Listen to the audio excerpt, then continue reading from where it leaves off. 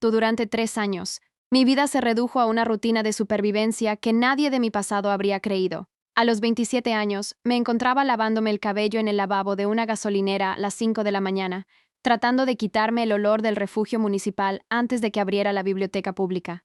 Comía una sola vez al día y recibía, con una puntualidad aterradora, el mismo mensaje de mi padre cada semana. Regresa a casa, pide perdón y tal vez me detenga. Yo no entendía cómo mi libertad se había convertido en una condena de hambre, hasta que una mañana de martes, una mujer tocó a la puerta del refugio con 7 palabras que lo cambiaron todo. Tu abuela me contrató para encontrarte. Mi nombre es Ana Flores, y crecí en un pueblo pequeño de Jalisco, uno de esos lugares donde el aire huele a tierra mojada después de la lluvia, y los chismes viajan más rápido que las buenas noticias. Mi casa era la imagen misma de la decencia. Una calle empedrada, un patio lleno de árboles de limón que mi madre, Sofía, regaba con una seriedad casi religiosa, y un padre, Héctor, que era el pilar de la cooperativa agrícola local. Para el mundo exterior, éramos la familia perfecta, pero dentro de esas paredes el oxígeno escaseaba. Mis padres no me prohibían tener amigos, simplemente me advertían que las ideas de afuera corrompían a las señoritas. No me impidieron estudiar. Pero cada vez que un maestro sugería que yo fuera a la universidad, mi padre cambiaba de tema con una firmeza que daba por terminada cualquier conversación.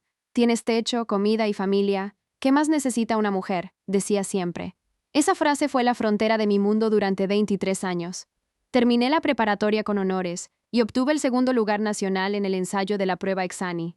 Recuerdo haber corrido a casa con el papel en la mano, esperando que esa validación externa finalmente les hiciera ver que yo tenía un futuro más allá de la cocina. Héctor miró el resultado, lo dobló lentamente por la mitad, y sin una pizca de emoción, me dijo que el verdadero orgullo de una hija era saber llevar un hogar con dignidad. En ese momento, algo dentro de mí se rompió. Doblé mi orgullo junto con ese papel y lo tiré a la basura. Empecé a trabajar a los 18 años en una notaría pública del pueblo, capturando datos y archivando documentos. Ganaba poco, pero era mi primer paso hacia la independencia. Sin embargo, mi madre me convenció de abrir una cuenta mancomunada para protegerme de mis impulsos juveniles. Estuve de acuerdo porque en esa casa, estar de acuerdo era el único idioma seguro. Los años pasaron con una monotonía que yo confundía con comodidad. 20, 21, 22 años. Mi vida era un ciclo infinito de lavar, cocinar, trabajar y regresar a cenar en silencio, mientras mi padre veía el noticiero y mi madre bordaba servilletas para el mercado. Era una existencia dentro de un marco de fotos. Bonita para el que pasaba por la banqueta, pero asfixiante para quien estaba adentro. Mi único refugio era la foto de mi abuela Teresa, que guardaba en el buró. Ella era la única que me miraba como un ser completo. El cambio llegó de un lugar inesperado, una vacante en un despacho contable a 60 kilómetros de distancia. El sueldo era mejor y había posibilidades de crecimiento. Llené la solicitud a escondidas en la biblioteca municipal, con el corazón latiéndome a 1000 por hora, sintiendo que por primera vez estaba haciendo algo prohibido. Me llamaron para una entrevista y recuerdo el camino hacia allá como si fuera ayer. El autobús foráneo, el paisaje de los campos de agave y esa ligereza en el pecho que solo da la esperanza. La entrevista salió perfecta. El gerente me dijo que tenía exactamente el perfil que buscaban. Regresé a casa con una sonrisa que intenté ocultar, pero 3 días después, el sueño se derrumbó. El gerente me llamó con un tono de voz gélido, completamente diferente al de nuestra reunión. Alguien se había puesto en contacto con la empresa diciendo que yo tenía un historial de desvío de dinero en la notaría y que había una demanda en curso. Me quedé parada a mitad de la sala con el teléfono en la mano, mirando los árboles de limón del patio. No había demanda, nunca había robado un peso, pero la calumnia ya había hecho su trabajo. Esa noche cenamos pollo con mole. Mi madre me preguntó si quería más arroz con una dulzura que me revolvió el estómago. Intenté 3 veces más en los meses siguientes. Una panadería en expansión, una empresa de logística y una clínica dental. En las 3 tuve entrevistas excelentes y en las 3 pasó lo mismo. La clínica fue la más directa. La recepcionista me llamó para decirme que una vecina preocupada les había advertido sobre mis supuestos problemas graves con el dinero. Empecé a dudar de mi propia cordura. ¿Cómo sabían a dónde iba? ¿Cómo tenían mi historial? La duda se volvió una sospecha negra que me negaba a formular. Una noche, mientras mi madre estaba en la cocina, entré a su recámara buscando una respuesta. El cajón de la cómoda estaba entreabierto. Adentro, entre pañuelos doblados y un rosario, encontré un cuaderno de pasta negra. Las páginas tenían la letra pequeña y ordenada de mi madre. Del lado izquierdo estaban los nombres de cada empresa a la que yo me había postulado. Del lado derecho, fechas y un pequeño símbolo que ella usaba para indicar que la tarea estaba hecha. Una línea diagonal simple. como si fuera una lista del supermercado. Conté los nombres. Eran 7. Todas las vacantes de los últimos meses estaban ahí, tachadas una por una. Cerré el cuaderno y me senté en mi cuarto, a oscuras durante 2 horas, incapaz de moverme. Mi propia madre era la arquitecta de mi ruina profesional bajo las órdenes de mi padre. Al día siguiente, puse el cuaderno sobre la mesa a la hora del desayuno. El silencio que siguió fue más pesado que cualquier grito. Mi madre dejó de respirar por un segundo y empezó a llorar de inmediato. Un llanto rápido y ensayado sobre cuánto me amaba y el peligro que corría una señorita sola, allá afuera. Pero mi padre, Héctor, fue el que dio el golpe final. Con una calma aterradora, dijo que habían hecho lo que cualquier padre haría para protegerme de un mundo para el que yo no estaba lista. Me advirtió que si no dejaba de intentar irme, las consecuencias serían peores. Fue entonces cuando entendí que mi casa no era un hogar, era una prisión de baja intensidad donde mis carceleros se sentaban a cenar conmigo cada noche. Esa noche tomé la decisión. Mientras ellos dormían, abrí la aplicación del banco en mi celular, esperando encontrar mis ahorros para escapar.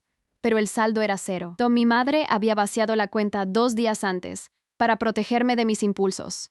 Agarré una mochila pequeña, 2 mudas de ropa, mi cepillo de dientes y la foto de mi abuela Teresa. Salí por la puerta trasera a las 11 de la noche, caminando por las calles empedradas sin mirar atrás.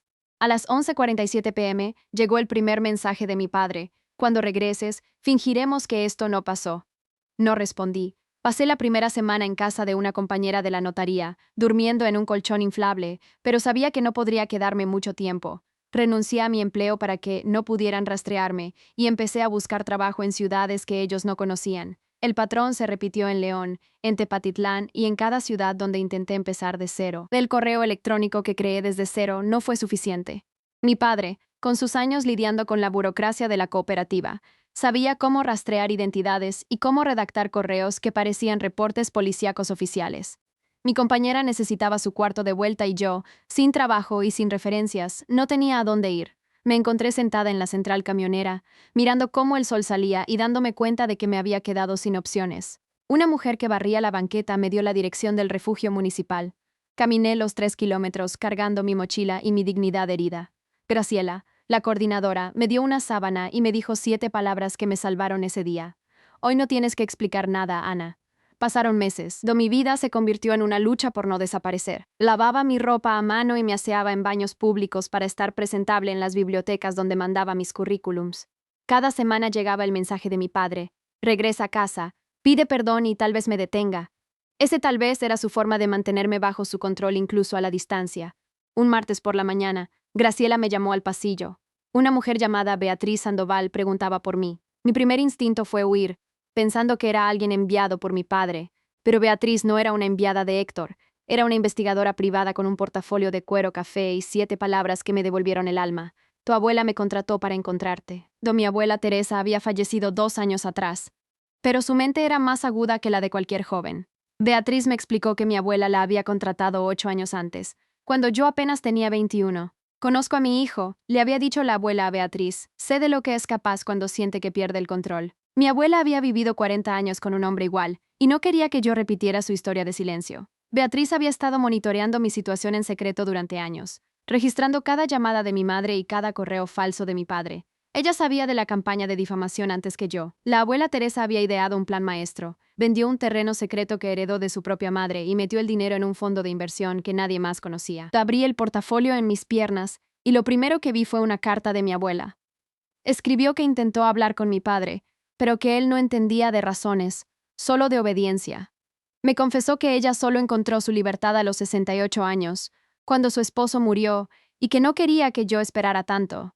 El valor del fondo de inversión, después de 8 años de manejarse con discreción, ascendía a 260,000 pesos. Yo era la única beneficiaria. Miré esa cifra y sentí que el peso de los 3 años de hambre empezaba a desvanecerse. Pero el portafolio contenía algo más valioso que el dinero: el registro clínico de la traición de mis padres. 42 contactos documentados por Beatriz, grabaciones de audio y correos electrónicos con metadatos que apuntaban directamente a la computadora de mi casa en el pueblo. El plan de mi abuela incluía hasta la defensa legal. Beatriz me llevó con la licenciada Dora Fernanda Leiva, una especialista en difamación que ya estaba enterada del caso. Fernanda analizó la documentación en una sola tarde y fue clara: esto no es un conflicto familiar, es un delito. Presentamos la demanda un jueves. Mi padre fue notificado en su casa mientras veía el noticiero, y mi madre fue notificada en la farmacia donde compraba sus medicinas. El teléfono de mi padre sonó esa noche frenéticamente, pero yo ya no era la hija asustada. Fernanda tramitó una medida cautelar que les prohibía acercarse a cualquier posible empleador mío. Por primera vez en años, el sistema legal era el escudo que mi familia nunca quiso ser. Con la orden de restricción en mano, conseguí trabajo en una agencia de eventos en Guadalajara en menos de una semana. No hubo llamadas anónimas ni correos de advertencia. El jueves después de mi entrevista, recibí la llamada que tanto había esperado. Puedes empezar el lunes. Me encerré en el baño del refugio a llorar, pero esta vez eran lágrimas de una victoria silenciosa. Empecé mi trabajo administrativo, acomodando papeleo y gestionando logística. Nada glamuroso, pero era mío. Cuando recibí mi primera quincena completa, fui al banco y abrí una cuenta propia. Cuando la empleada me preguntó si quería un cotitular, le dije que no con una firmeza que me sorprendió a mí misma. Ese dinero no era solo papel, era la prueba de que yo existía fuera de su control. La audiencia final fue un día de lluvia fina. El juzgado olía a papel húmedo. Mi padre llegó con un abogado que no sabía dónde meter la cara mientras Fernanda presentaba la montaña de pruebas de Beatriz. Mi madre iba de negro, con esa expresión de mártir que usaba para manipularme. No los miré ni una sola vez. Me enfoqué en el juez y en los hechos. 3 años de impedimento sistemático al trabajo. La sentencia fue contundente, una indemnización de 92,000 pesos por daños morales y materiales. No sentí alegría, sentí un alivio inmenso, como si me hubieran quitado una armadura de plomo. Al salir, mi padre intentó decir mi nombre, pero mi abogada se interpuso con una elegancia profesional que lo dejó mudo. Ya no tenían poder sobre mí.